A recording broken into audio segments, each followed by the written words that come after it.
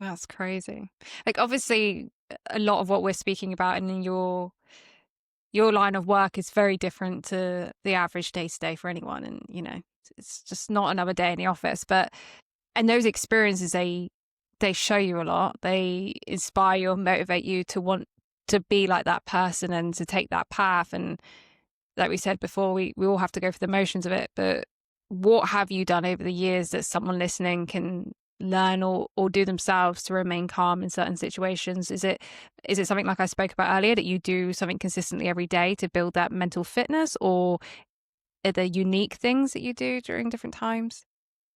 Love this. And thank you for the opportunity of kind of bringing this down to like the tactical level. Mm, Oftentimes, whether it's on a podcast or some other content or whatever, oftentimes people hang around that kind of 10,000 foot view of kind of yeah. operational and conceptual like ideas and mental models and frameworks. And these things are important. We do the same thing.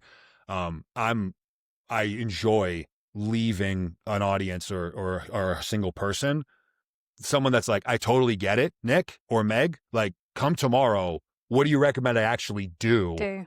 to do that? So thank you for the opportunity to bring this down to like the true tactical level. I got a list of things I could hit. I'll answer this two ways. One is more persistent training, which I think is kind of how you frame the question. Like, are there things that you do to enable you to be able to do those things in those moments of struggle? And then the other one is more immediate, like when it's actually happening, a practice that I will employ. I'll give two kind of recommendations. One, the more persistent kind of training is what I would refer to as mindfulness within discomfort. So mindfulness, you may look at that as being synonymous with like meditation. Technically, there's like some slight differences, but let's just say that those are the same things.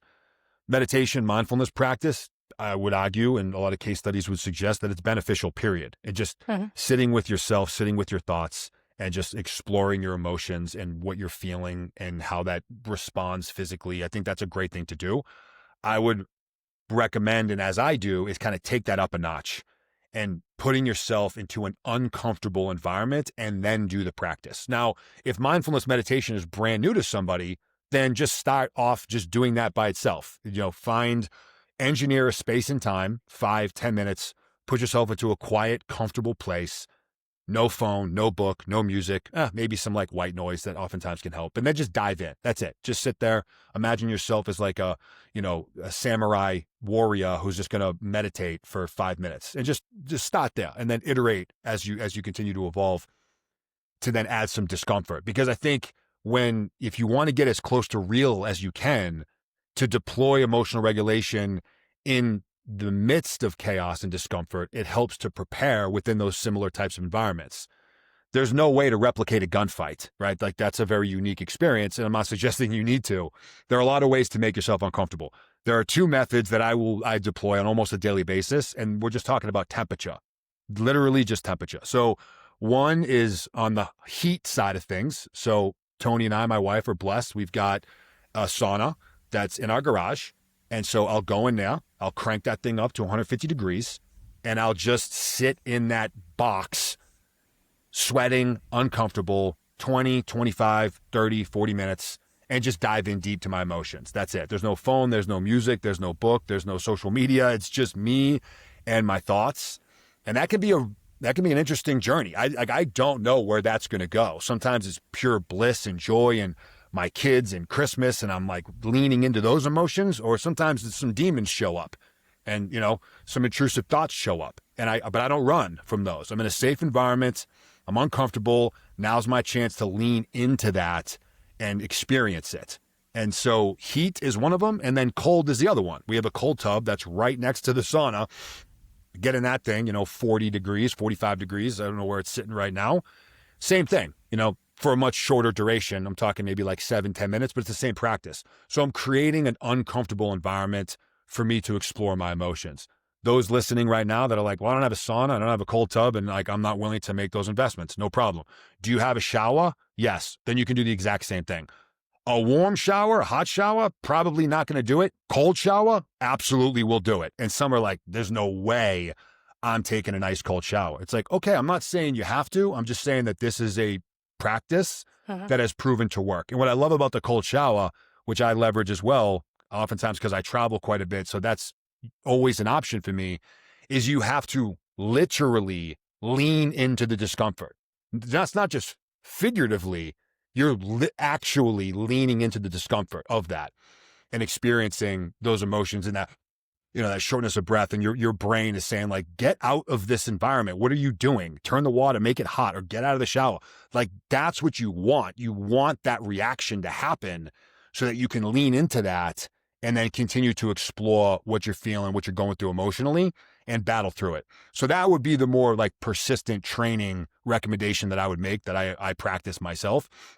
The second, that's more acute and kind of in real time, is leveraging the breath. So breath work. I don't know of a faster, more accessible means of deregulating or regulating your heart rate and getting under some kind of emotional control than the breath. It's something that we all have at our disposal. It doesn't cost any money. It just takes knowing how to do it and then just deploying it in real time. Taking that oftentimes like 2 seconds. There are breath work exercises that can take 2 seconds. You know what, Meg? We're going to do one right now. There's a lot of different breath work exercises you can do. Mm-hmm. I'll demonstrate, and real quick, what I think is the fastest way to do it. It's the lowest investment. All it is one massive, aggressive inhale, ideally through your nose, to get almost that total lung capacity. Pause for a split second, and then do one final like jerk of inhale, hold it, split second, and then slow exhale. Boom. I'm a different person, Meg, than I was 7 seconds ago. And so you could, of course, do that 2 or 3 times. But I think when you're in the midst of it, if that becomes part of your operating system, it becomes a tool that you can leverage to just give you that slight advantage and then go into decision making. I love it. And that just comes back to the whole, you've always got time. Because even the smallest things, people are like, I started doing things where you pair them with daily habits. So like if I'm boiling the kettle, I'll do my breath work then, or something like that, So it's like, it's habit stacking and things like that. That was something I was going to ask you actually, because for you, I know it comes with a lot of discipline, doing the ice baths and the sauna and the meditation, combining your wellness with discomfort. But how long does that take to become routine? Because it's very easy to start it and then a week later give up. It's a good question. This is one, there's definitely a difference of opinions on how long does it take before a task becomes more automated. More automated. We're not talking about anything becoming entirely automatic, meaning it's just going to do it on its own. All of these require a degree of discipline and deliberate intention. So just know that going in. What we'd like to do is earn a degree, and that degree can continue to grow, a degree of automation. So it requires less deliberate cognitive focus over time once you do it enough. James Clear, phenomenal book, Atomic Habits, referenced all over the place. A lot of stuff in there would suggest that's around 21, 23, 24 days of deliberate execution, and then automation begins to happen. I would push back against that. It depends on the task itself and how much cognitive function is required for you to execute that task. I think that a safer place to land, irrelevant to the task itself, is more around 75 to 90 days. That's the level of investment that I would aim for. If someone that's listening to this right now is like, I want to develop the habit of getting out of bed 30 minutes before what I currently do now. Okay. Plan on it being done solely by blunt force discipline, which is going to come with a degree of suckage for 75 to 90 days. And then it'll start to get a little easier, a little bit more automated. Should that happen a little bit sooner, then that's great. That's a bonus. But I think if you set your sights on 3 weeks and now you go into week 4 and you're like, this still sucks just as much as it did on day 1, that can in and of itself give you that off ramp that at least part of your brain is like pushing you towards like, no, hit the snooze button, sleep in. It doesn't make a difference. It's just 30 minutes, blah, blah, blah, blah. I would set your sights on more 75 to 90 days.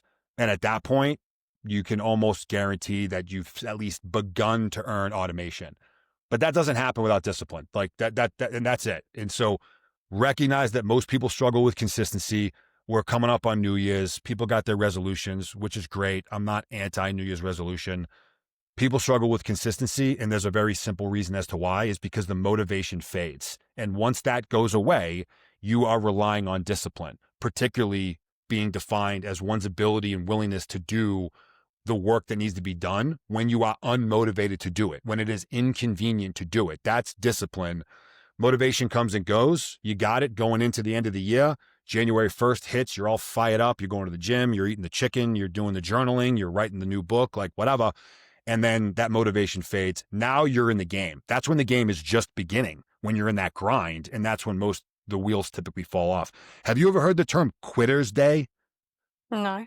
Quitter's day. And this, I don't know if this is just a US thing or this is global. Quitter's day is the day, statistically speaking, that most New Year's resolutions fade. And if you had asked me what I thought that would be, I would tell you like late February, maybe like early March kind of time frame. It's actually January 9th is Quitter's Day. 9 days into a New Year's resolution is when most, statistically speaking, comes completely unglued and they're right back to where their operating system was on December 31st. So consistency is clearly the challenge for most. There's, in my opinion, no way to get past that without instilling discipline into your operating system. If you do that, you eventually begin to earn a degree of automation, i.e. habits. When you stack those amongst each other, you have now created an operating system, and your operating system is what enables consistency.